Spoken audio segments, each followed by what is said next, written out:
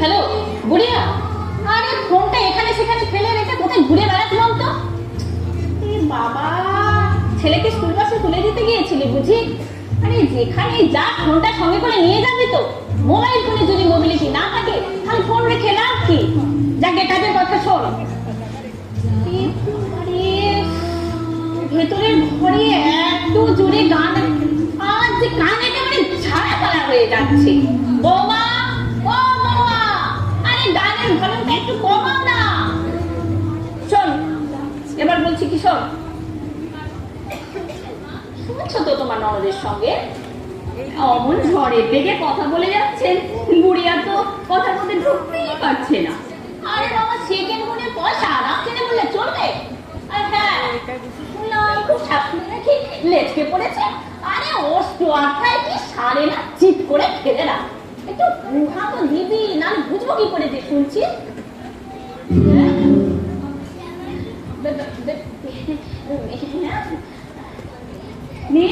এবার সামলাস। আচ্ছা আচ্ছা, কেমন আছে? আচ্ছা আচ্ছা, রাখছি রাখছি। সকালবেলায় কি ঝামেলায় জড়িয়ে পড়লাম বলো তো বৌমা।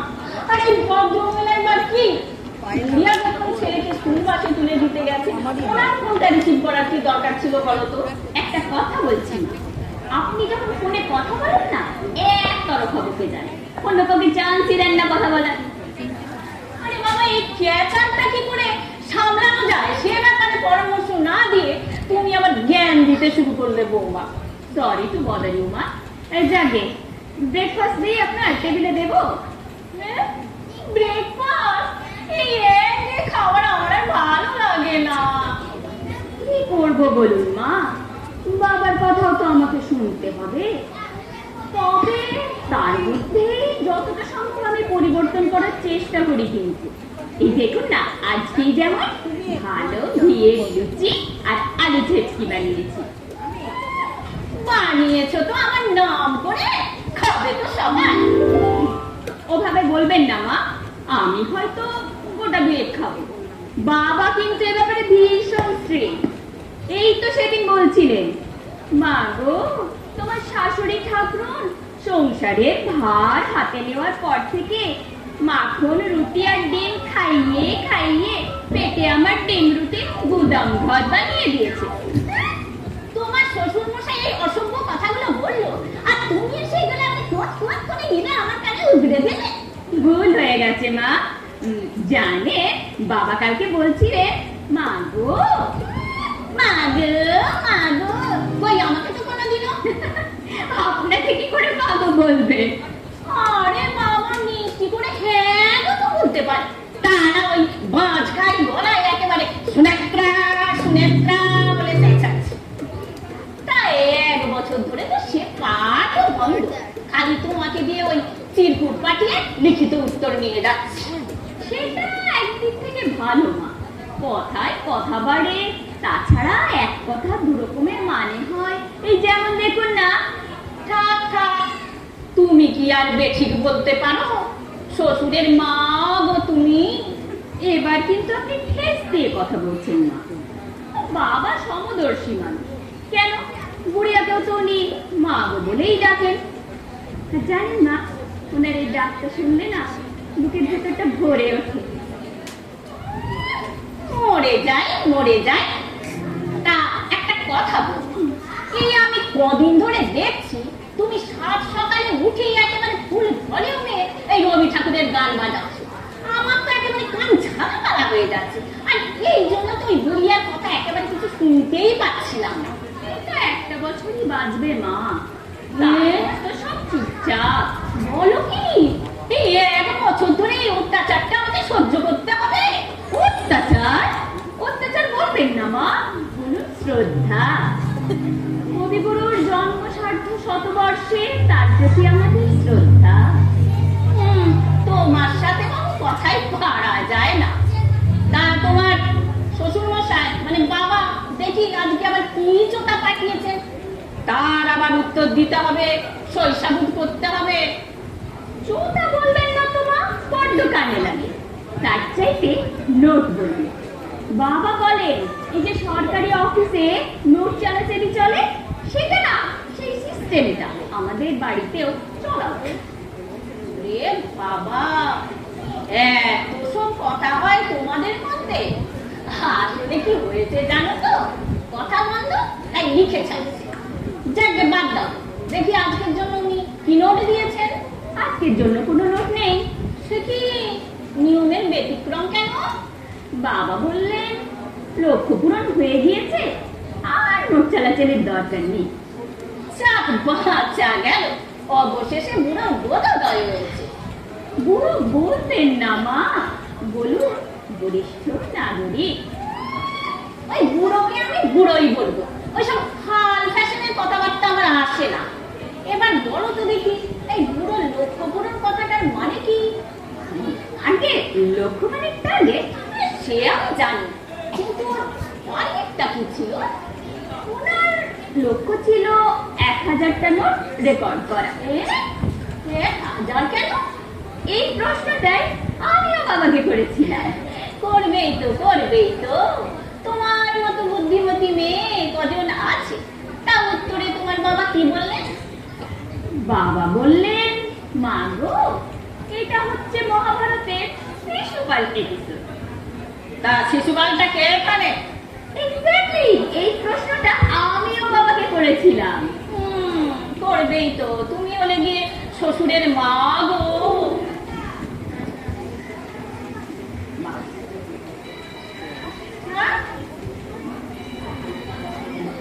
উত্তরে তোমার বাবা কি বললেন?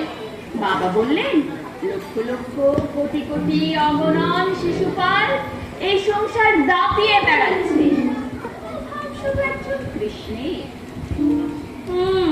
বুঝলুম, এই শিশুপাল মানে আমি সুনেত্রা, আর অনিমেষ মিত্তির কলির কেষ্ট হয়ে তাকে বধ করতে যাচ্ছে। কিন্তু মহাভারতের শিশুপাল তো 1000টা দোষ করেছিল, কিন্তু আমি এবার বুঝতে পারছি কেন 1000টা নোট এই অনিমেষ মিত্তির আমাকে দিয়ে সই করিয়ে দিয়েছে। শোনো শোনো অনিমেষ মিত্তি, এটা কিন্তু খণ্ডিত ভারত, এটা তোমার মহাভারত নয়। এবার এপিসোড অন্যদিকে টান নেবে। আমাকে তুমি শিশুপাল বানাতে চাইছো? এত সাহস তোমার? ঠিক আছে, সামনে এসো। এই সুনেত্রা শিশুপাল কেষ্ট মিত্তিরকে বধ করে ছাড়বে। কি ব্যাপার বৌমা, তোমার বাবা কি বাড়িতে নেই? বাবা তো সেই সকাল বেলায় বেরিয়ে গেছেন মা। সে তো প্রতিদিনই যায়, কিন্তু কোথায় গেছে, কেন গেছে তোমাকে কিছু বলে যাননি? না, এই সম্বন্ধে তিনি আমাকে কিচ্ছু বলে যাননি। শুধু নির্দেশ দিয়ে গেছেন সংসারে শান্তি যেন বজায় থাকে, আর পরিস্থিতি খুব জটিল না হওয়া পর্যন্ত যেন তার ছেলে মেয়েদেরকে কিছু বিব্রত না করা। তার মানে উনি আশঙ্কা করছেন যে পরিস্থিতি জটিল হতে পারে। আমি একটা বেশ চক্রান্তের বন্ধ পাচ্ছি। ঠিক আছে, লাগাও তো অনিমেষ মিত্তিরকে। না থাক, আমার নাম্বার দেখলে তো আবার রিসিভই করবে না, কারণ বাবা কারোর ফোনই রিসিভ করবেন না মা, কারণ তিনি তার নিজের ফোনটি বাড়িতে রেখে গেছেন। ও, যোগাযোগের রাস্তা বিচ্ছিন্ন করে রেখে গেছে। তোমার এত বছর তো ঘর করলো, আমি আন্দাজ করতে পারছি কোথায় গেছে। বাবা কোথায় যেতে পারে বলে আপনার মনে হয় মা? মসজিদ? ওই বললাম তো মসজিদ পর্যন্ত।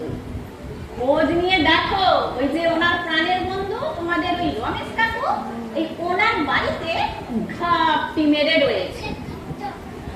সুলতা, সুলতা তো বাড়িতে নেই মা। কেন, কোথায় গেছে? বাবা যখন সকালবেলায় বেরিয়ে গেলে তখন দেখলাম বাবার সুটকেসটা নিয়ে পিছু পিছু সুলতাও বেরিয়ে গেল।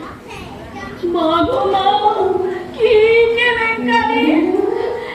একটা সমস্ত কাজে নিয়ে বাড়ির কর্তার সাথে, ওরে বাবা রে, আমি লোক সমাজে মুখ দেখাবো কি করে? উতলা হবেন না মা, চলুন ব্রেকফাস্টটা সেরে নেবেন। চলুন, লুচিগুলো ঠান্ডা হয়ে গেল তো। হোক ঠান্ডা, এদিকে সব শুনে আমার হাড়ে হওয়ার মতো অবস্থা। ও মা, এই লুচি খাওয়ার জন্য তুমি এত আমাকে পিড়াপিড়ি করছো কেন বলো তো? বাবা বলে গেছেন মা গো, তোমার শাশুড়ি মায়ের মুখে লুচি ঠুসে দিও না। উনি এই ঠুসে দেওয়ার কথাটা কি ব্যবহার করেন, বরং খুবই সংবেদনশীল ভাবে বলেছেন সকাল বেলায় ভারী ব্রেকফাস্ট করে থাকলে সারাদিন আর কিছু না খেলেও আপনার শরীর খারাপ করবে না। মা গো মা, কি অলক্ষণে কথা! এই সারাদিন আমার খাওয়া হবে না কেন? কোনো দুঃসংবাদ আছে নাকি? এই তাহলে কি আমার দিদি কিছু ভালো মন্দ হয়ে গেল নাকি? আরে না মা, চুপ করুন, কিচ্ছু হয়নি ওনার, উনি ভালো আছেন। একটু আগে আমার সাথে ফোনে কথা হয়েছে। এখন চলুন তো, লুচিগুলো খাবেন, চলুন। থাক, আগে এই অনিমেষ মিত্তির আর সুলতার অন্তর্ধান রহস্যের সমাধান করে তারপর জলগ্রহণ করব। কিন্তু বৌমা, এই তোমাকে তো খুব নির্বিকার দেখছি। অযথা উতলা হতে যাবোই বা কেন? বাড়ির কর্তা সাত সকালে সুটকেস গুছিয়ে ওঠা, সাথে গেল কাজের মেয়ে, আর তুমি বলছো অযথা? আমার সন্দেহ হচ্ছে তুমি গোটা ব্যাপারটা জানো। ওই যে দেখুন, ওইদিকে সুলতা এসে গেছে, ফিরে এসছে। ফিরবো না তো যাবো। সে কোথায়? কার কথা বলছো গো? যা সুটকেস ধরে তুই ঘর ছেড়েছিলি।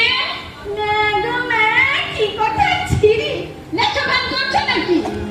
এই দেবতুল্য মানুষটাকে জড়িয়ে তোমার মুখে আটকাচ্ছে না? ওই জন্য মেসের সঙ্গে তোমার দিন রাত্রিরে খিচির মিচির লেগে থাকতো। জানকে ওইসব আচ্ছা আচ্ছি বাদ দাও। ও মামি, তুমি মাসিকা লুচি খাচ্ছ তো? আরে কখন থেকে তো বলছি, মা খাচ্ছেনটা কোথায়? এত করে মেশো হয়ে গেল, তাও কাজটা গুছিয়ে করতে পারলে না। মাসি চলো গো, খাবে চলো। খাও তো, আমি একটা লুচি কেলেঙ্কারির গন্ধ পাচ্ছি মনে হচ্ছে। আচ্ছা কি ব্যাপার বলতো, তোরা এই লুচি খাওয়ানোর জন্য আমাকে এত ব্যস্ত হয়ে পড়েছিস কেন? এই তোমার দোষ মাসি, একটা ভালো কথা কইলে তার একটা অন্য মানে করে নেবে। ফাইলগুলো না আর নেশো হয়ে গেছে যে মাসিক থেকে রসিদ নিয়ে তবে ফাইলগুলো দেবে। আচ্ছা বাবা, হ্যাঁ রে বাবা, বাবা আমাকেও বলে গেছে মা গো। থামো বৌমা, তোমাকে আমি মা গো রেকর্ড বাজাতে হবে না। কি আছে ওই ফাইলগুলো? বাবার নোট আর আপনার উত্তরের জেরক্স কপি আছে এতে। মা গো মা, 1000 কপি ওই জেরক্সের দোকানে কতক্ষণ দাঁড়ে থাকতে হলো? বৌদি, মাসিকে ওই মিশর ওই চিঠিখান দাওনি তো? আরে না রে বাবা, তুই কি আমাকে এতটাই বোকা ভাবিস নাকি? যা বাবা, নিশ্চিন্ত হওয়া গেল। কইছিলেন ওই চিঠিখান পেলে মাসি তো পুরো ক্ষেত্র করে ছাড়বে। ও বৌমা, এই মেয়েটা কি বলছে আমি তো কিছুই বুঝে উঠতে পারছি না। আরে বাবা, তুমি চিঠি, কার চিঠি? আমি কি করে জানবো মা? তুমি সব জানো, ওপরে ওপরে খালি ভালো মানুষ সেজে থাকো। মাসি, চেঁচিও না গো, চেঁচিও না, খালি পেটে শরীর খারাপ করবে। তোরা সবাই মিলে আমার সাথে শত্রুতা করবি আর আমি চুপ করে থাকবো? প্লিজ মা, ধৈর্য হারাবেন না, সামনে একটা বড় যুদ্ধ পড়ে আছে। আবার মেয়ালি, আরে বাবা, কার সাথে যুদ্ধ করতে যাব আর কেনই বা যুদ্ধ করতে যাব? মাসি, তুমি সর্বক্ষণিতে যুদ্ধ করে চলেছো। শোনো বৌমা, শোনো, মেয়েটা কি বলছে শোনো। আমি নাকি সব সময় যুদ্ধ করে চলছি, আর তোর মেসো সে বুঝি শান্তির পায়রা হয়ে একেবারে ফাটফাট ফাটফাট করে ঘুরে বেড়াচ্ছে। ঠিক আছে, যুদ্ধ যদি করতেই হয় যুদ্ধ করব, কিন্তু তার আগে আমাকে জেনে নিতে হবে না তোরা কোন পক্ষে আছিস? তা যতদিন না ছাড়ে দিচ্ছ, এটা তো আমার মাসির বাড়ি, মেশো বাপু মাসি বাপু, আমি বাপু কোনো দলাদলিতে নেই। তার মানে তুমি বাবু সুবিধাবাদী, যেই দল জিতবে সেই পক্ষেই ফিরবে, তাই যে মন্দিরা মিত্র আমাদের বৌমা, তুমি কোন পক্ষে? পক্ষ বিপক্ষের কথা নয় মা, বাবা আমাকে বলেছেন। মা গো, থাক থাক, বুঝে গেছি, তুমি ওই বিরোধী শিবিরে, তুমি তোমার শ্বশুরের পক্ষে। তিনটি প্রাণীর তো সংসার, তার আবার দলাদলি। আপনি কি করে বুঝলেন আমি বাবার দিকে? বুঝবো না কথায় কথায় মাগো মাগো, কি আদিক্ষাটা যেন পদ্মী বিয়োগ হয়েছে। বলি, আজকে বাড়িতে রান্না বান্না চাপবে কি চাপবে না?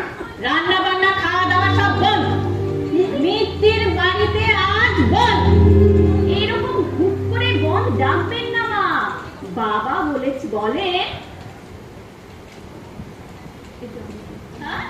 বাবা বলেন এভাবে বন্ধ ডাকতে নেই।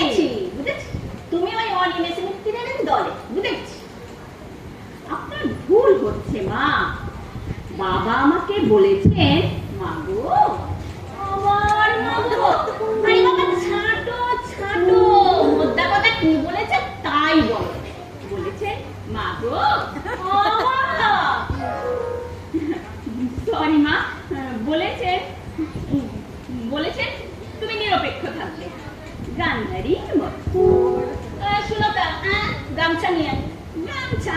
গামছাটা কি করবে গো? আরে বাবা, তোর বৌদির গামছাকে সাজবে রে, চোখে পটি বেঁধে দে। আপনি অযথা রাগ করছেন মা। গান্ধারী মানে ব্যাপারটা হলো, গান যখন কুরুক্ষেত্রে যুদ্ধটা হচ্ছিল, তখন দুর্যোধন যখন গান্ধারীর কাছে এসেছিলেন, কি বলেছিলেন গান্ধারী? ধর্মের জয়। বুঝলো, পুরো একটা কুরুক্ষেত্র ঘটাবে, আর তুমি ধর্মের পক্ষে। মাসি, আরো বটে, তিল থেকে তাল। আমি চললুম বন্ধ ভাঙতে। আর শোনো মাসি, তোমার আজ মেজাজের ঠিক নেই, আমি ঠিক করছি কি রান্না বান্না হবে। আর সুলতা, এইভাবে মায়ের সাথে মুছামুছির কথা বলবি না, দেখছিস না মায়েরটা ক্রাইসিসের মধ্যে দিয়ে যাচ্ছেন। তুমি কি আমাকে নতুন দেখছো বৌদি? আমার ধারটাই এরকম। তুমি তো সবে বাড়িতে এসো, আমার তো দেখতে দেখতে 10-12 বছর হয়ে গেল। বলো মাসি। সে আর আমি কি বলবো মা, যে লোকটার সাথে 35 বছর ধরে ঘর করছি তাকেই চিনতে পারলাম না, আর তুমি তো সেই সেদিনকার জিনিস। বুঝলেন মা, মনোবিজ্ঞান বলছে মানুষের মন হলো। তুমি খুব জ্বালাচ্ছ বৌমা, চুপ করো, আমাকে পরিস্থিতিটা বুঝতে দাও। তোমরা বাপু বোঝাবুঝি কর, আমি ওই রান্নাঘরে চললুম। মেয়েটা কিরকম অবুঝ দেখলেন মা? আপনি বন্ধ ডাকলেন, কোনো বিস্তারিত আলোচনা হলো না, কিছুই না, হুট করে বন্ধ ভাঙতে চলে গেল। পিছন থেকে কেউ নিশ্চয়ই মদত দিচ্ছে। আপনার কথায় না সেরকম একটা মতন আছে, মানে সন্দেহ। দেখো, আমি বাবু সোজা সাপটা মানুষ, ওসব মুখো ছাপা একদম পছন্দ করি না। যাকে বাদ দাও, এবার তুমি বলো তো কি সব ওই যুদ্ধ টুদ্ধ ভারী ভারী কথা বলছিলে কেন? আমি তো একটা সম্ভাবনার কথা বলছিলাম মা। সম্ভাবনা? সে তো আমাদের একাত্তরের বুলি, এই বৃষ্টিপাতের সম্ভাবনা, এই নিম্নচাপের সম্ভাবনা, লাগিয়ে তা না লাগে তো। কিন্তু আমি যেটা বলছি সেটাকে এত হালকা ভাবে নেবেন না মা, ব্যাপারটা গুরুতর। ভালো করে ভেবে দেখুন। বাবা সংসারের কর্তা, ঘুম থেকে উঠে সকাল বেলায় ঠান্ডা মাথায় অন্তর্ধান, না অন্তর্ধানটা না কিরকম ভারী শোনাচ্ছে, তার চেয়ে হ্যাঁ ঠান্ডা মাথায় নিরুদ্দেশ হয়ে গেলেন। নিরুদ্দেশ যে হয়ে গেলেন তুমি জানলে কি করে? আমি তো একটা চক্রান্তের গন্ধ পাচ্ছি। রাজনৈতিক দলগুলোর মতো সব কিছুতে আপনি চক্রান্তের গন্ধ। তাছাড়া আর কি বলবো মা, ওই ভদ্রলোক আমাকে জব্দ করার জন্য 2-3 দিনের জন্য কোথাও গিয়ে তো 7 মিনিট থাকতেই পারে। দেখুন মা, কোন চক্রান্তের সঙ্গে আমাকে জড়াবেন, আমি নিরপেক্ষ। নির্মোহ ভাবে সঞ্জয়ের মতো কুরুক্ষেত্রের মানে বর্তমান পরিস্থিতি ধারাভাষ্য দিয়ে যাব। গান্ধারীর মতো ধর্মের জয় হোক এই স্বস্তি বচন উচ্চারণ করব। থাক মা থাক, সব ভালো ভালো রোলগুলো তুমি নিয়ে নিলে আর বাকিরা কি সব আটে চুষবে।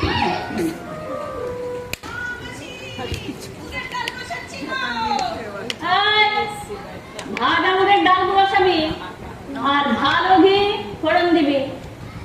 ইলিশ মাছের মাথা দিয়ে এই পুঁই শাক ছাঁচড়া হবে না তো? হবে, ছ্যাঁচড়া একটু পোড়া পোড়া নামাবি। আর শোন, মাছের মাথাটা একেবারে গুঁড়িয়ে দিবি না। এমন বলছো যেন নতুন রান্না শিখছি।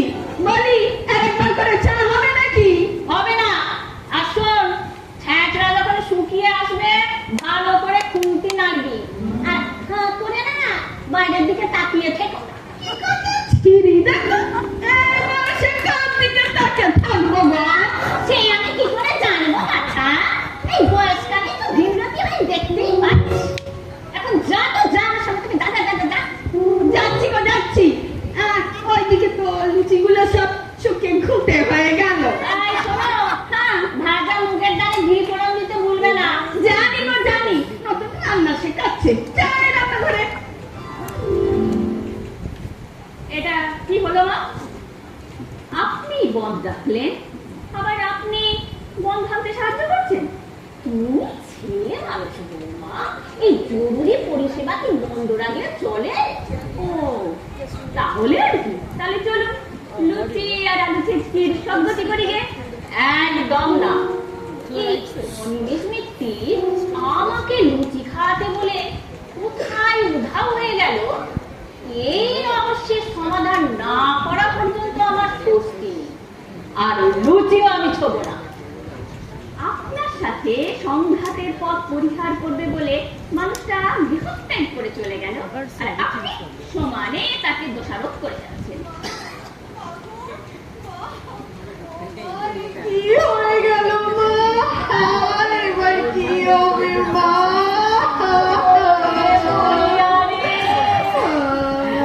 শাশুড়ি যে ভরসা করেছিল আমি বুঝতে পারিনি। একটু একটা দেখার কথা বলে ফেলেছি, তার জন্য তোকে বাড়ি ছাড়া করবে। আমার বাড়ি ছেড়ে করবে কেন? আমার কথা শুনে তোর উপর রাগ করেনি তো? আরে না না, তোমার কথা আমার শাশুড়ি কিছু বুঝতেই পারেনি। তুমি জানো না তিনি কানে একটু খাটো।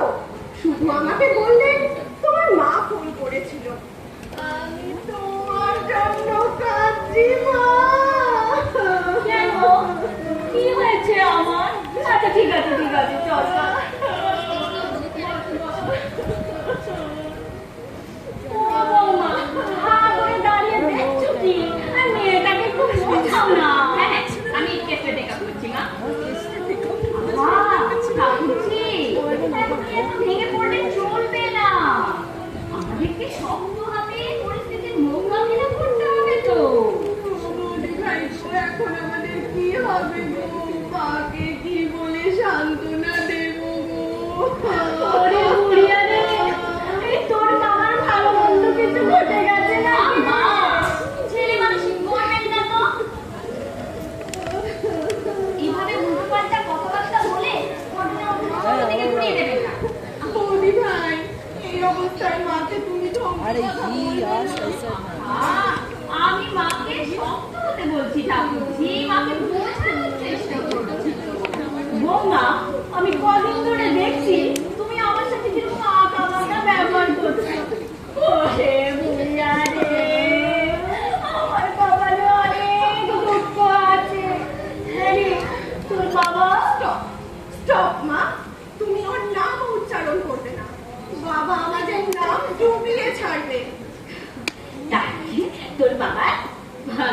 কিছু হয়নি। ভালোটা বাদ দাও মা, বাবা আমাদের মুক্ত হয়ে গেছে। হ্যাঁ, নারী ঘটিত ব্যাপার। না না, থাম বুড়িয়া, এমনটা যে ঘটবে এরম সন্দেহ আমার মনে উকি দিচ্ছিল। অথচ আমার বাবা কাকাকে দেখো, কি সব নমস্য চরিত্র। অল্প বয়সে বউ হারিয়েছে, কিন্তু জীবনের শেষ দিন পর্যন্ত গায়ে একটা কলঙ্কের আঁচড় লাগতে দেয়নি গা। এই হাইব্রিড মাগুর মাছের মতো একেবারে ঝা চকচকে গা। ওরে বুড়িয়া রে, তোদের জন্যে আমার খুব কষ্ট হচ্ছে। তুমি থামো তো মা, একটা ছেলে বন্ধু হয়ে যাওয়া মানে শুধু কি নারী ঘটিত ব্যাপার? তোর বাবার মুরত আমার জানা আছে। একটা ব্যাংক ডাকাতিও করতে পারবে না, একটা খুন খারাপিও করতে পারবে না। বুঝলে মা, মূল্যবোধ হারিয়ে যাওয়াটা হচ্ছে সব থেকে বড় দোষের। বাবার শ্রেণী চরিত্র নষ্ট হয়ে গেছে। দেখলি, ঘুরে ফিরে সেই আমার কথাতেই ফিরে আসতে হলো। তোমার কথায় আবার কোথায় ফিরলাম মা? এই যে বললি চরিত্র নষ্ট হয়ে গেছে। হায়, সে চরিত্র নয়, শ্রেণী চরিত্র। বাবা এখন লুম্পেন প্রলেতারিয়েট। হ্যাঁ রে, এই কথাটার মানে কি? মানে আমিও ঠিক জানি না, তবে বলতে বেশ মজা লাগে। আর যে কথার মানে জানিস না, সে কথা বলতে যাস কেন বাবু? লুম্পেন প্রলেতারিয়েট মানে হলো বজ্জাত সর্বহারা। এটা একটা জার্মান শব্দ। কার্ল মার্কস বলেছেন, উনি তোমাকে মাগো বলেছেন নাকি? এই জানো বৌদি ভাই, আমাদের বাড়িতে চায় রাখতে যখন তোমার নন্দাই এইসব কথাগুলো বলে না, আমার না ভারী ভালো লাগে। যে স্বামী করে বলছি না, আমার নন্দাইয়ের কথা বলার ঢংটা কিন্তু ভারী ইন্টারেস্টিং। পারে আচ্ছন্ন করে রাখে। তুমি বাপু বুড়িয়া বরকে নিয়ে বড় বেশি আদিক্ষেতা করো। এই ফল ভালো হবে না, ঘাড়ে চেপে বসবে। এ আবার কি ধরনের কথা মা? স্ত্রী স্বামীকে রেসপেক্ট করবে, অ্যাডমায়ার করবে, এটাই তো কাম্য। আবার জ্ঞান দিতে শুরু করলে, যাও তো ঘরের কাজ করে দাও। যাচ্ছি যাচ্ছি। ঠাকুরজি, তুমি মায়ের সাথে কথা বলো কেমন? আর চায়ের দরকার পড়লে একটু ডেকে বলো ভাই। তোমার স্বভাবটা একটু বদলাও মা, রাতে এরকম খিটিমিটি করো না তো। তুই কি আমাকে শাসন করার জন্য এলি নাকি রে? এমন কাঁদতে কাঁদতে ঢুকলি যেন মনে হচ্ছে মায়ের মুখে তোর মুখটা একেবারে ফেটে যাচ্ছে। তা যাচ্ছেই তো, কিন্তু আমি তোমার সেই কথায় ঢুকতেই পারছি না। বাবা তোমায় ডিভোর্স করতে চাইছে না। কি? অনিমেষ মিত্রের খুব শ্বাস বেড়েছে তো। এইসব আজে বাজে কথা বাইরে রটনা করে আমাকে চাপে রাখতে চাইছে। রটনা নয় না, বাবা সত্যি সত্যি তোমাকে ডিভোর্স করতে চাইছে। ডিভোর্স কি মুহারে যে অনিমেষ মিত্র চাইলে পরে তাকে ঠুকরে ঠুকরে খেতে পারবে? ডিভোর্স ওই ফালতু কথা একদম কান দিবি না। মা, তুমি আমার কথা ঠিক করে না শুনে তো চেঁচামেচি করতে শুরু করে দিলে। তোর বাবা একটা না নিমুখ বেটা ছেলে, কথায় পেরে না উঠলে বাক্কালা বন্ধ। আর কোনোদিন আমার চোখের দিকে তাকিয়ে কথা বলতে পেরেছে? সে করবে ডিভোর্স। তোমার এই ডমিনেটিং নেচারটাই না কাল হয়েছে। তুমি সবসময় সবাইকে দাবিয়ে রাখতে চাও, আর বাবা সেই সুযোগটাকেই কাজে লাগিয়ে সিম্প্যাথিমেন্ট সৃষ্টি করে তোমাকে টাইট দিতে চাইছে। টাইট দেওয়া কি এত সহজ নাকি রে? দেশে আইন আদালত নেই? আছে, আর বাবা সেই আদালতে তোমার বিরুদ্ধে ডিভোর্সের মামলা ঠেকছে। বাদ দে, এত বছর ঘর করলো, ওই লোকের মুরদ আমার জানা আছে। ও যাবে কোর্টে আমার বিরুদ্ধে ডিভোর্সের মামলা করতে। পক্ষকে ছোট করে দেখতে নেই না। আপাত দৃষ্টিতে শান্তশিষ্ট ভদ্রলোকগুলোই এক এক সময় বজ্রের মতো কঠিন হয়ে ওঠে। প্রমাণ চাও? এই দেখো, বাবা একটা নথি, মামলার যে নথির কপি আমাকে পাঠিয়েছে। এই দেখো দেখো।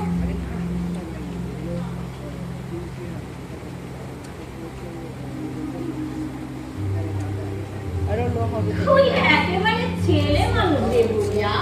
তোর বাবা আমাকে জব্দ করতে চাইছে, তুই এটাই বুঝে উঠতে পারলি না? তুমি বুঝতে পারছো না মা যে বাবা খুব নিষ্ঠার সঙ্গে এই ডিভোর্সের মামলা নিয়ে এগোতে চাইছে। এই শোনো, এই মামলার নথির সাথে আমাকে একটা চিঠিও পাঠিয়েছে। তাতে কি লিখেছে পড়ে শোনাচ্ছি, দেখো শোনো। তাতে লিখেছে, মা গো, দেখিতে দেখিতে আমার বয়স ৬২ বৎসর অতিক্রান্ত হইল। অর্থাৎ এই সময় পৃথিবী সূর্যকে ৬২ বার প্রদক্ষিণ করিয়াছে। আমার ২৬ বছর বয়সে তোমার মাতা ঠাকুরী সুনেত্রা দেবী পানি গ্রহণ করিয়াছে। তাহার পর ১০ বৎসর আমার পূর্বন্তরী কালে মধুর বাতাস লাগিয়াছে। এই সময় তুমি ও তোমার অগ্রজ ভূমিষ্ঠ হইলে, সংসার ভরিয়া উঠিল। জনক হইবার আনন্দ যে কি অপরিসীম তাহা উপলব্ধি করিতে পারিলাম। এই জন্য তোমার মায়ের কাছে আমার কৃতজ্ঞতার সীমা নাই। কিন্তু ঈশ্বরের কাছে কি অপরাধ করিয়াছিলাম জানি না। জীবন্তরীর পালের মধুর বাতাস অন্তর্হিত হইল, নৌকা আর অগ্রসর হইতে চাইতেছে। তবু আমি চেষ্টা ত্রুটি করি নাই। কিন্তু সুনেত্রা দেবীর নিষ্ঠুরতা এবং অত্যাচার এমন পর্যায়ে গিয়ে ঠেকিয়াছে যে আমি বাধ্য হইয়া এই আদালতের কাছে বিবাহ বিচ্ছেদ প্রার্থনা করিতেছি। তোমাদের মা হয়তো স্বভাব চিত্ত ভঙ্গিতে এই ব্যাপারটা উড়াইয়া দিতে চাইবে, কিন্তু তাহাকে বলিও, ইহা দুর্বল মানুষের অসার হুমকি নহে। ভালো উকিল নিয়োগ করিয়া মামলা লড়িতে বলব, ইহা আমার উপদেশ। অন্যথা এক টপ্পা রায় ঘোষণা হইতে পারে। কি অসভ্য লোক দেখেছিস? আবার আমাকে উপদেশ দিচ্ছে আদালতে গিয়ে মামলাটা লড়া। এই কচুপাড়া সম্পর্কের বিচ্ছেদ হয় হোক, আমি কোর্টে যাব না। তোমাকে এই মামলা লড়তেই হবে মা, না হলে তুমি সবার কাছে ছোট হয়ে যাবে। তুই থাম বুড়িয়া, তোর বাবাকে বিয়ে করে আমি খুব বড় হয়ে গেছি না? অসভ্য মানুষ, হাতে পায়ে বিয়ে করতে তোমরা এই বাথরুমে ঠাকুরে জল পর্যন্ত দেয় না। তোমারও ভাতে কিছু কম নয় মা। কপালটা চাললে মতো। কেন রে, তুই কি বাড়িতে নতুন ঢুকেছিস নাকি? যে মতো চাল নিবি সেটাও আমাকে বলে দিতে হবে? আমার না মাথা কাজ করছে না, আমি চালের হিসেব করতে পারছি না গো। কেন রে, তোর পিছনে কোন মামলা ছুটছে যে মাথা ঠিক নেই? মা গো মা, কি কথা ছিড়ি। আমি কি এতই স্বার্থপর যে খালি নিজের কথা ভাববো? তো এই সংসারটাকে নিজের ভাবি, তোমাকে নিজের মাসি বলে পুজো করি। তোমার পিছনে মামলা লাগলে আমার মাথা কি ঠিক থাকে গো? চুপ! মামলার কথা জানলে কি করে বল? এই মামলারই তো তুমি মামলার কথা তুললে গো। মা গো, কি ঝামেলা শুরু করলে মা? চল শান্ত হয়ে বসো। শুনো না, তুমি তোমার নিজের কাজে যাও। আমার কথার উত্তর না দিয়ে এক পদ বসি না। বল, মামলার কথা জানলে কি করে? দেখো দেখো, আমার তো ছেলে করবে না। রান্নাবান্না সব শিখে উঠবে। ওই বৌদি ডাকছে, যাই ও বৌদি বলি। দেখলি মেয়েটা কিরকম পালিয়ে গেল? আমার সন্দেহ হচ্ছে বুড়িয়া, এই মেয়েটা তোর বৌদি আর ওই অনিমেষ মিত্রের সাথে হাতে হাত মিলিয়ে আমাকে জব্দ করতে চাইছে। মা গো শোনো, তুমি একটু শান্ত হও। মাথা গরম না করে বরং এসো, আমরা ভবিষ্যৎ কর্মপন্থা ঠিক করি। এসো এসো বসো। তোর বাবা অপকর্ম করে বেড়াবে আর আমাকে তার কর্মপন্থা ঠিক করতে হবে? আমি এইসব মামলা টামলার মধ্যে নেই। নেই বললে তো চলবে না মা। দেখুন, নেতিবাচক মনোভাব আমাদেরকে শেষ করে দেয়। আপনাকে তো ঘুরে দাঁড়াতে হবে। আমার সন্দেহ সত্যি বলে প্রমাণিত হল। শোনো, আমি বলছি, তুমি এই মামলার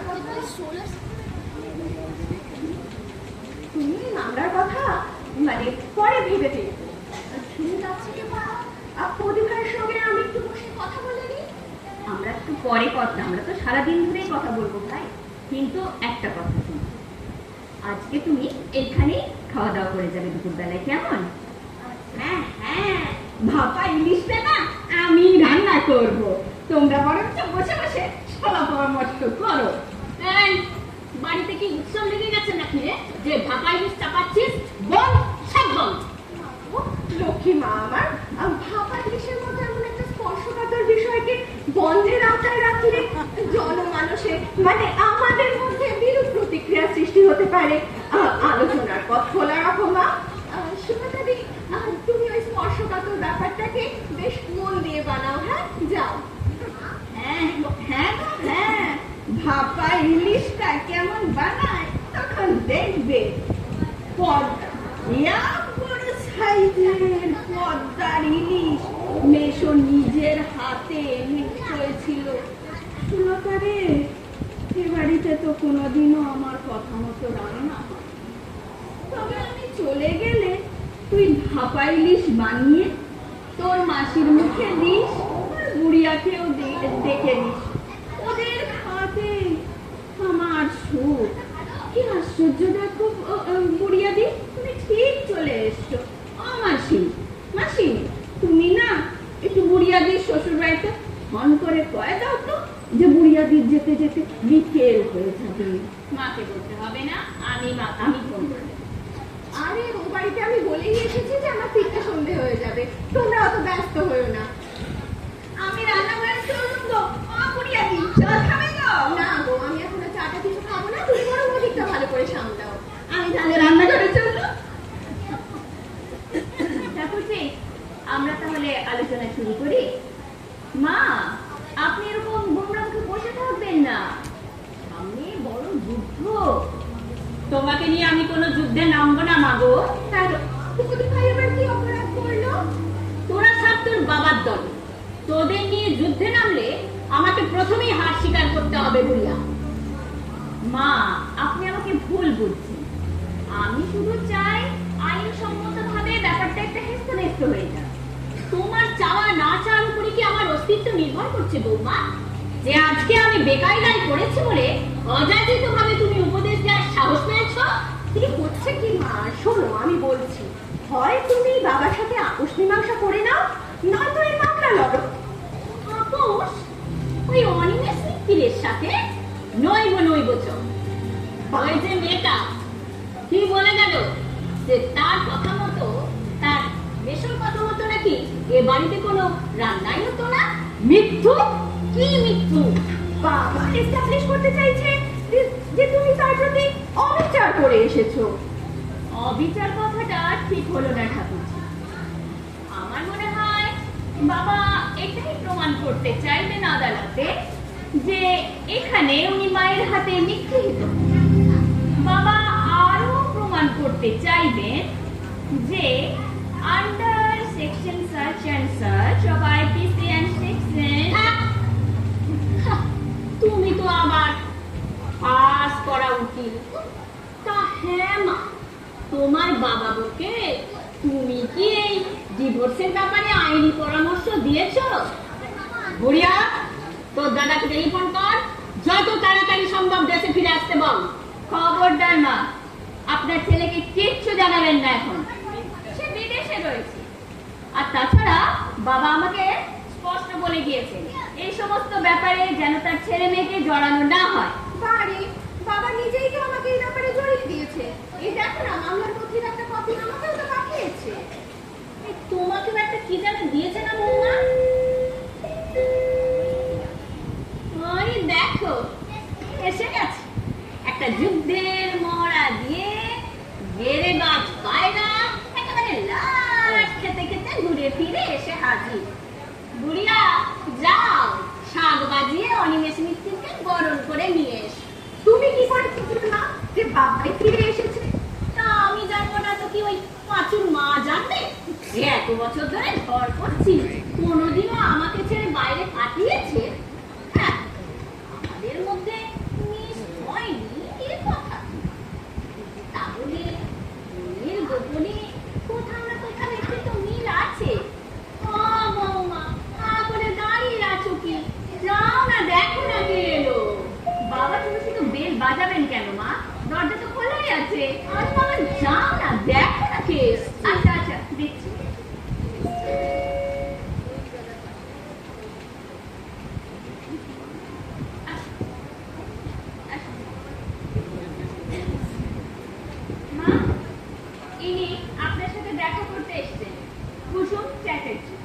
আপনাকে তো ঠিক চিনতে পারলাম না।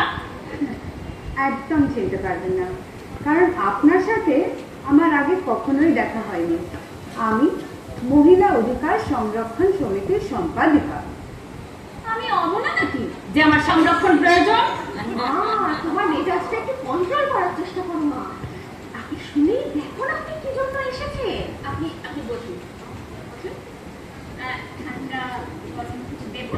না না, শুনুন সুনেত্রাদি, আমি কিন্তু আপনার সাহায্য করার জন্যই এসেছি। আপনি কি করে জানলেন যে আপনার সাহায্য আমার প্রয়োজন আছে? খুবই যুক্তিযুক্ত প্রশ্ন। শুনুন, এই কেসটা ইন্টারেস্টিং বলে আমি নিজেই আপনার কাছে এসেছি। এই কেসটার কথা জানলেন কি করে আপনি? আপনাকে কে বলেছে? তুমি হচ্ছে গুড়িয়া, এই বাড়ির মেয়ে, আর ও মন্দিরা তোমার বৌদি, তাই না? ওর হাজবেন্ডই এখন বিদেশে আছে। তোমাদের এই বাড়িতে আরেকটি সদস্য আছে, ওর নাম হচ্ছে সুলতা।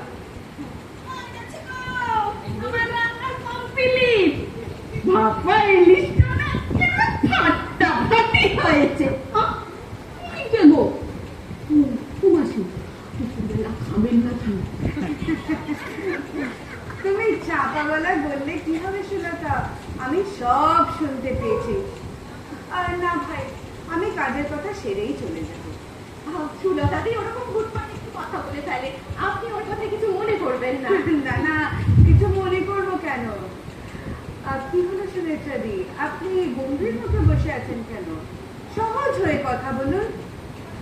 ও ভাই সুলতা, তুমিও এখানে বসো, তোমার কাছে আমার কিছু জানার থাকতে পারে। আপনি কি তদন্ত করতে এসেছেন নাকি যে সকলকে জিজ্ঞাসাবাদ করছেন? আবার আপনি চলে যাচ্ছেন। রিল্যাক্স, আমি কি পুলিশ নাকি যে তদন্ত করব? আপনি এখন আমার কোন প্রশ্ন? মানে কি প্রশ্ন নয়, আমরা জানতে চাইছিলাম যে এই কেসটা সম্বন্ধে আপনি জানলেন কি করে? আপনাকে কে পাঠিয়েছে এখানে? আমাকে পাঠিয়েছে শ্রীযুক্ত বাবু অনিমেষ মিত্র। বাবা, কি আশ্চর্য! আচ্ছা কুসুম পিসি, এটা পিসি বলে ফেললাম, আপনি আমার কিছু মনে করলেন না তো? না না না, কিছু মনে করবো কেন? তুমি আমাকে পিসি, মাসি, দিদিমা যা খুশি বলতে। বাবা কি কেসটা তুলে দিচ্ছে? মোটেই না। তবে আপনি কেন এসেছেন? দেখো, এই কেসটা ইন্টারেস্টিং বলে আমি নিজেই এসেছি। এই প্রথম আমি দেখলাম যিনি বাদী মানে অভিযোগকারী, তিনি আবার নিজে থেকে আমাদের মতো একটি স্বেচ্ছাসেবী সংস্থাকে অনুরোধ করেছে আপনাকে মানে বিবাদী পক্ষকে সাহায্য করার জন্য। বাবার ধরনটাই অপরের দুঃখে উত্তরা হয়ে পড়েন। কেমন ধরা কথা গো মা? অপর কি কখনো পর হয়? স্ত্রী কি কখনো পর হয়? আমার জন্য ওকে উতলা হতে হবে না। দেখো মাসি, এই সালিশি সময় না অনেক মামলা মিটে যায়। আমার গ্রাম দেশে কত দেখেছি। তুই থাম বাপু, কি নিয়ে মামলা তাও জানতে পারলাম না, আর সালিশি মানতে যাবো কোন দিকে? সে কি, আপনার বিরুদ্ধে আনা অভিযোগ সম্বন্ধে আপনি কিছুই জানেন না? বলছি তো জানি। সকাল থেকে পেটে দানা পানি নেই, তাই মেজাজটা বড়। ও মাসি,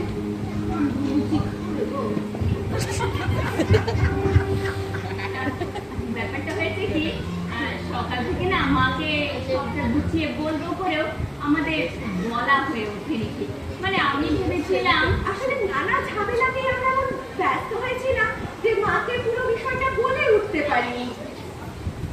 আপনি তো উকিল মানুষ না, মামলাটা একটু গুছিয়ে ঘুম দেখি, তাহলে মাসি বুঝতে পারবে। হ্যাঁ, না না, আমি উকিল টুকিল নই, তবে আমাদের সংস্থা থেকে এই ধরনের মামলায় আমরা মহিলাদের আইনি পরামর্শ সাহায্য দিয়ে থাকি। এই ধরনের সেই ধরনের ফ্যাকরা না তুলে এই সোজাসুজি অনিমেষ মিত্তিরের বজ্জাতির কথাটা বলবেন এইভাবেই জ্বলে উঠতে হবে আপনাকে। বজ্জাতি, দারুণ বলেছেন। আদালতে আমাদের প্রমাণ করতে হবে যে মামলাটা হলো সাজানো এবং উদ্দেশ্য প্রণোদিত। শুনুন সুনেত্রাদি, অনিমেষ বাবু আপনার বিরুদ্ধে 3টি অভিযোগ এনেছেন। এক, তিনি বলেছেন আপনি তাকে সদা সর্বদা রূঢ় এবং অশালীন বাক্য প্রয়োগ করে প্ররোচিত করার চেষ্টা করেন। মিথ্যে কথা। 2, শারীরিক এবং মানসিক নির্যাতন করেন। ও বাবু, কি ডাহা মিথ্যু। এবং 3 নম্বর হচ্ছে প্রথম দুটোই তো দুরাবরি অভিযোগ, আর 3 নম্বরটা শুনে আমি করবো কি?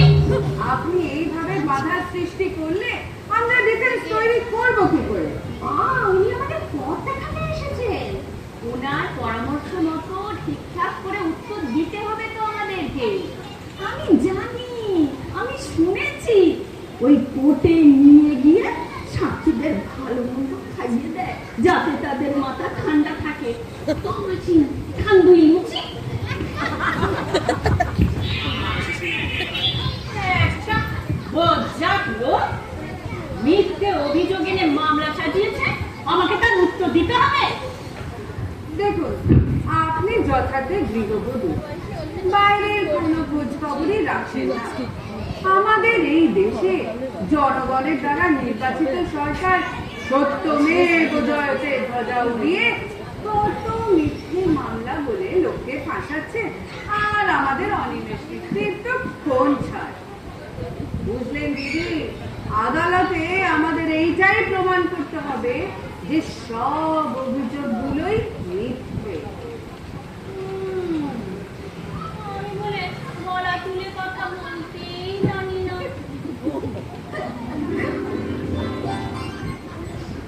ঠিক আছে, একটু বেশি বলে ফেললাম বোধ হয়। হ্যাঁ, আমি একটু গলা তুলে কথা বলি, এ কথা ঠিক কথা। তা বলে অশ্লীল আর কটু বাক্য প্রয়োগ করি, মিথ্যে কথা। কিন্তু উনি যে বলেছেন আপনি প্রায় ওনাকে পুরো ভাব বলেন, এটা আমার মুদ্রা দোষ। ঠিক আছে, ও আমাকে বুড়ি বলুক, মিটে যাবে। আর শারীরিক এবং মানসিক নির্যাতন, এই ব্যাপারে আপনার কি বক্তব্য? অনিমেষ মিত্তি 6 ফুট লম্বা, এই সব তাগড়া চেহারা, তাকে আমি কি করে নিগ্রহ করি? আরে 1 বছর ধরে তো কথাই বন্ধ, তাই মানসিক নির্যাতন আসছে কোথা থেকে? ইন্টারেস্টিং। অত্যন্ত চতুরভাবে অনিমেষ বাবু এই সম্পর্কে পর কয়েকটি অভিযোগ এনেছেন। আচ্ছা সুনেত্রাদি, আপনাদের এই বাড়িতে টয়লেট কটা? ও মা গো, একে আমার খালি পেট, তার মধ্যে আপনি আমার এই টয়লেটের গল্প বাঁধলেন কেন? কি ঘেন্না করছে গো, কি ঘেন্না করছে। মামলা লড়তে গেলে একটু লজ্জা ঘৃণা পেলে চলবে না। আমার প্রশ্নের উত্তরটা দিন। আমাদের বাড়িতে 4টে টয়লেট আছে, আপনি যাবেন? আমি যাচ্ছি। না, কোনো প্রয়োজন নেই। এটা মামলা সম্পর্কিত প্রশ্ন, উত্তরটা সেইভাবেই দেবেন। আপনার বিরুদ্ধে অনিমেষ বাবু অভিযোগ করেছেন যে আপনি তাতে ঘৃণা করে আপনাদের ঘরের লাগোয়া বিদেশি মার্বেল এবং কোমর লাগানো টয়লেটটি ব্যবহার করতে দেন। আমি কিন্তু বাবাকে বলেছিলাম, যে আমাদের ঘরের লাগোয়া টয়লেটটা ব্যবহার করতে, ওখানেও কি কমোড লাগানো আছে। কিন্তু বাবা বললেন, মা গো, সবারই তো প্রাইভেসি বলে একটা ব্যাপার আছে। আমি আপনার কাছ থেকে জানতে চাইছি সুনেত্রাদি, অভিযোগটা কি সত্যি? এইসব ব্যাপারে মায়ের খুব খুঁতখুঁতে, আর তাই বোধ হয়। তোমরা চুপ করো, আমি সুনেত্রাদির কাছ থেকে অভিযোগটি যাচাই করে নিতে চাই। আদালতের কি কোনো কাজকর্ম নেই?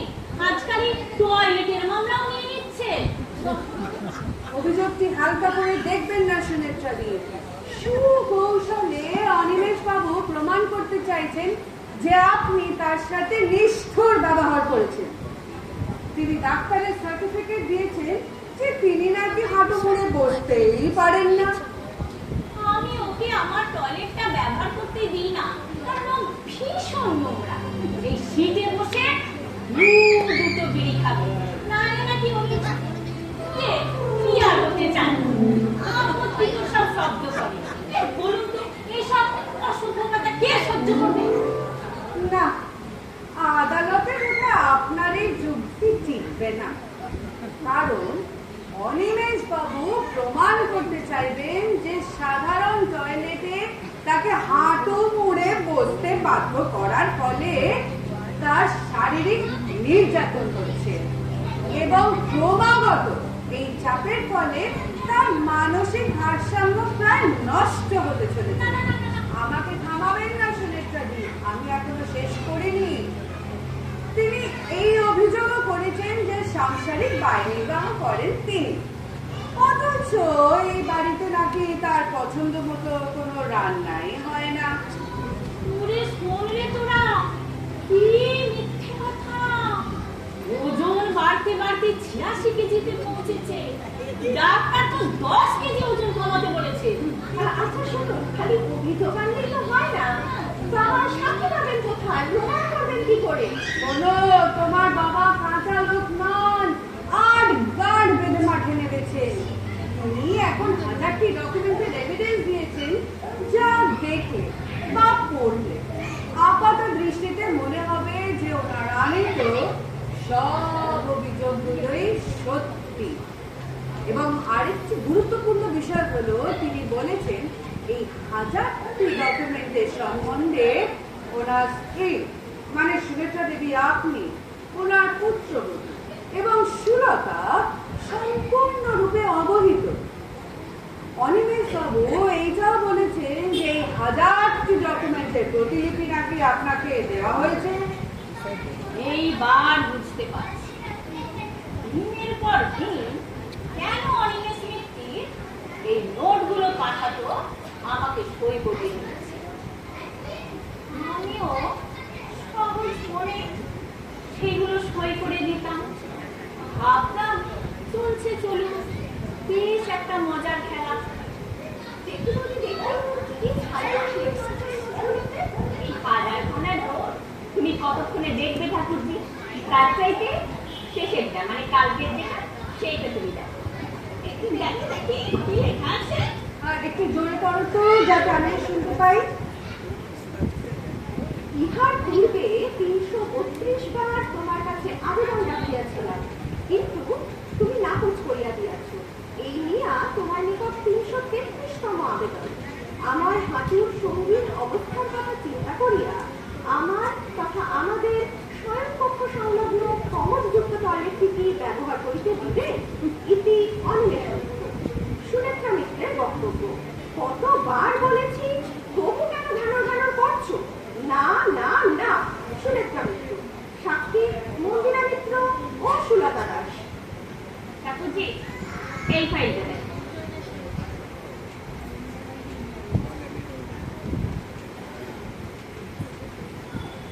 আজ আমার ইলিশ মাছের মস্তক দিয়া পুঁই ছাঁচড়া ও ভাপা ইলিশ খাইতে ইচ্ছা করিতেছে। ইহার পূর্বে 332 বার তোমাকে আমি বিভিন্ন সময়ে বিভিন্ন প্রকার খাদ্য ভক্ষণ করিবার আবেদন করিয়াছিলাম, কিন্তু তুমি স্বেচ্ছাচারীভাবে আমার আবেদন নাকচ করিয়া দিয়াছ। অনুরোধ করি এই শেষ আবেদনটুকু মঞ্জুর করা হোক। ইতি নিবৃত্ত অনিমেষ মিত্র। সুনেত্রা দেবীর বক্তব্য। রান্নাঘর আমার হুকুমেই চলবে, ফালতু বায়না করে আমার বিরক্তি উৎপাদন করবে না। এই আবেদনটিও না মঞ্জুর করা হইত। ইতি সুনেত্রা মিত্র। সাক্ষী মন্দিরা মিত্র ও সুলতা দাস। এটা আবার কি? 3 নম্বর ফাইল, ভীষণ গুরুত্বপূর্ণ। তাই নাকি?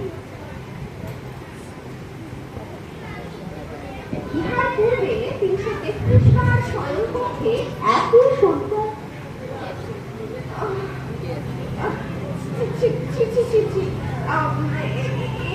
এটা আমি করতে পারবো না, আমার লজ্জা করছে। আদালতে দেওয়া ডকুমেন্টস নিয়ে তো লজ্জা পেলে চলবে না মা।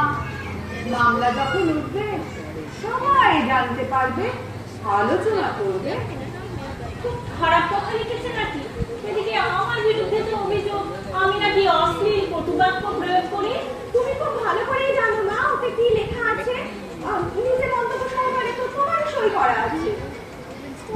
তো কে মনে রাখে। বৌমা গুচ্ছের লোন নিয়ে আসতো, আমিও খচাখচ মন্তব্য লিখে সই করে দিতাম।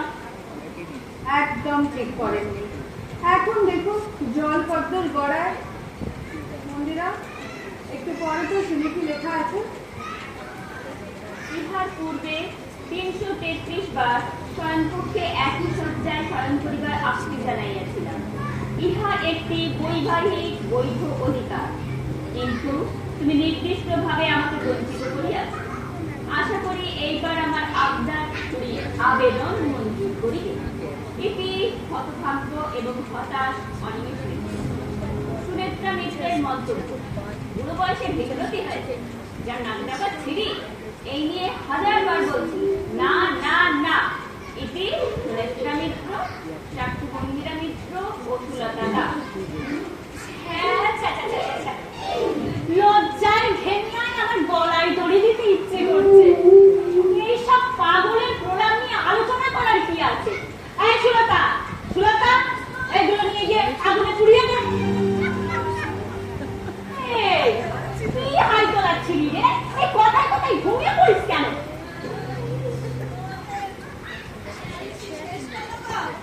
তাহলে হোটেলে চলো, বাবা ইলিশ ডাকছে তো। শুনুন সুনেত্রাদি, এভিডেন্স গুলো কিন্তু খুব ড্যামেজিং, বিশেষ করে 3 নম্বর ফাইলটা। অনিমেষ বাবু প্রমাণ করতে চাইছেন যে তার কনজুগাল রাইটস ভায়োলেট করা হয়েছে। তো এটা কিন্তু ভ্যালিড গ্রাউন্ড ফর ডিভোর্স। হাইকোর্টে এই গ্রাউন্ডে দুটো মামলা চলছে। নিম্ন আদালতে আবেদনকারীর পক্ষেই রায় দেওয়া হয়েছে। কেন কাগজে পড়েনি? হ্যাঁ হ্যাঁ, আমি পড়েছি। ও আমার উকিল বৌমা এখন গড়াপাটা খেলছে। শ্বশুরের লিগাল অ্যাডভাইস আছে। থাক, কাউকে কিছু করতে হবে না। আমি থানায় গিয়ে ওর নামে বধূ নির্যাতনের অভিযোগ দায়ের করব। না, বিয়ের এত বছর পরে আর বধূ নির্যাতন হয় না, দুর্বল কেস। এখন হতে পারে যা অনিমেষ বাবু করছে, নিরীহ স্বামী নির্যাতন মামলা। তবে আমার মাথায় একটা আইডিয়া এসেছে। শুনুন সুনেত্রাদি, এই ডিভোর্সটা আমরা ফাইট করব না, বিবাহ বিচ্ছেদ হয়ে যাবে। তারপর আবার নতুন করে আপনার বিয়ে আমরা অনিমেষ বাবুর সাথে দিয়ে দেবো। প্রশ্ন করুন কেন? প্রশ্ন করুন কেন? কেন? এই কারণে যে নতুন করে বিয়ে হলে অনিমেষ বাবু আর আপনার বিয়েটা হলে তাহলে সুনেত্রাদি আপনি হবেন নববধূ। আর তারপর আমরা অনিমেষ বাবুর বিরুদ্ধে বধূ নির্যাতনের মামলা করব, সঙ্গে সঙ্গে অ্যারেস্ট, জামিনও পাবে না। মা কি তখন নববধূর স্ট্যাটাস পাবেন? খুবই বিতর্কিত বিষয়। আইনি মহলে আলোচনার ঝড় উঠবে, সুপ্রিম কোর্টের ব্যাখ্যা চাওয়া হবে, চ্যানেলে চ্যানেলে বকা আইনজীবীরা তো আছেনই, ওদের উস্কে দেব। কি হলো সুনেত্রাদি, চুপ করে আছেন কেন? আইডিয়াটা কেমন? দারুণ প্রচার পেয়ে যাবেন। এই ভদ্রলোক বাজারের মধ্যে আমাকে একেবারে বিবস্ত্র অবস্থায় দাঁড় করিয়ে দিল। খুব ছোট মনে হচ্ছে নিজেকে।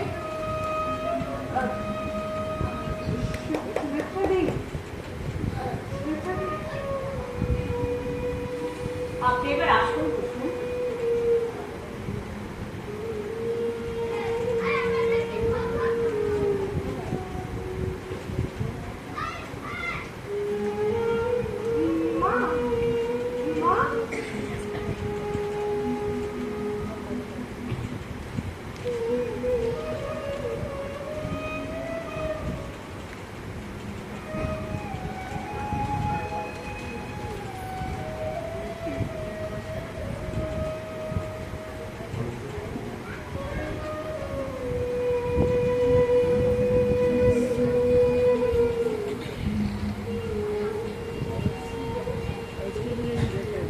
ভালো থেকো ফুল, মিষ্টি বকুল ভালো থেকো, ভালো থেকো ধান, হাটিয়ালি গান ভালো থেকো, ভালো থেকো মেঘ, মিঠি মিঠি তারা ভালো থেকো, পাখি সবুজ পাতারা ভালো থেকো, ভালো থেকো চর, ছোট কুড়ে ঘর ভালো থেকো, ভালো থেকো চিল, আকাশের নীল ভালো থেকো, ভালো থেকো পাতা, শিশির শিশির ভালো থেকো, জল, নদী তীর তীর ভালো থেকো, ঘাস, ভোরের বাতাস ভালো থেকো, ভালো থেকো রোদ, মাঠের কোকিল ভালো থেকো, বক, আড়িয়াল বিল ভালো থেকো, নাও, মধুমতি গাও ভালো থেকো, ভালো থেকো মেলা, লাল ছেলেবেলা ভালো থেকো, ভালো থেকো, ভালো থেকো, ভালো থেকো।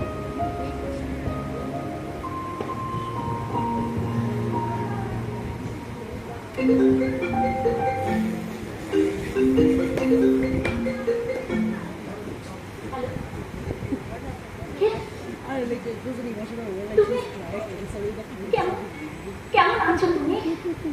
তুমি কেমন আছো গো? আমাকে সকলের কাছে হেলো করে চলে যেতে পারলে? কি করছো এখন? তোমার চিঠিটা পড়ছি, আর আর বুক ছেড়ে কান্না আসছে। মনে আছে তোমার? একদিন দিব্যি দিয়ে বলেছিলাম আর কখনো তুমি এই কবিতাটা আমাকে শোনাবে না। মনে আছে? সেদিনও ছিল রাত্রি শেষ প্রহর, আমি তোমার কানে কানে ফিস করে কবিতাটা বলেছিলাম, আর তখন আমার মুখে মুখ বুঝে বলেছিলে, এ কেমন কবিতা, একটা খুশি ছড়িয়ে যেন চলে যাওয়া। তবে কেন তুমি দিব্যি ভাঙলে? কেন? যদি বলি পরখ করে দেখতে, এখনো তোমার মধ্যে সেই তুমিটা আছে কিনা? দিনান্তের আলো এই নদীর বুকে আলো খেলা করছে। এই নদীটা সেই নদীটাই আছে গো। শোনো, এই আইনি বিচ্ছেদের অপমান তুমি আমার উপরে চাপিয়ে দিও না। আমি বাড়ি ছেড়ে চলে যাচ্ছি, তুমি তুমি ফিরে এসো। পাগলি বুড়ি, ওই নোট চালাচালি একটা খেলা, বিচ্ছেদের মামলার নোটিশ সব ছুটো, সব বানানো। বৌমা জানে, বুড়িয়া জানে, আর ওই যে কুসুম, ও হচ্ছে আমাদের পরেশের স্বামী। ও তাই? সব অ্যাক্টিং করে গেল, ধরতে পারলে না? ওইসব কাগজগুলো ছিঁড়ে বাতাসে উড়িয়ে দাও, নয়তো ছোট ছোট নৌকা বানিয়ে তোমাকে ওই ছায়া মাখা নদীর বুকে ভাসিয়ে দাও। ভেবে দোলায় ওরা ভাসতে ভাসতে বলবে, যাচ্ছি গো যাচ্ছি, তোমাদের ক্লান্তি নিয়ে যাচ্ছি, তোমরা আসো গো, হাসো, আনন্দ করো। এই স্মিত, তুমি তো আমার মধ্যে একেবারে নেশা ধরিয়ে দিচ্ছ। তবে এরকম ছেলে মানুষ কেন করতে গেলে তুমি? বৈচিত্র্য আনতে, আমাদের ঘষতে ঘষতে চলা সম্পর্কটা একটা ধাক্কা, ছোট্ট একটা ধাক্কা, যাতে আমরা পরস্পরের কাছে চলে আসি। তুমি আসবে আমার কাছে সুনেত্রা? আমি তো পা বাড়িয়েই আছি। তুমি জানো আমি কোথায় আছি? জানি তো, এই কবিতাটার মধ্যেই তো তার স্থান সংকেত আছে। আমি বলছি, তুমি মিলিয়ে নিও। ভোর হচ্ছে, দোয়েল শেষ দিচ্ছে, ওই ছোট্ট নদীটার মুখ ছুঁয়ে বরফ চাপা গন্ধরাজের বাতাস মেখে বাতাস ভেসে বেড়াচ্ছে। তুমি ওই ডাক বন্ধর বারান্দায় দাঁড়িয়ে আছো, আর সেই কালো রঙের সাগরটার দিকে তাকিয়ে ভাবছো, এখনো আসছে না কেন সেই মেয়েটা? যাচ্ছি গো যাচ্ছি, আমি তোমার কাছেই যাচ্ছি। আপনি বুঝি একাই যাবেন? আমরা সবাই আপনার সাথে যাব। আমি, বুড়িয়া,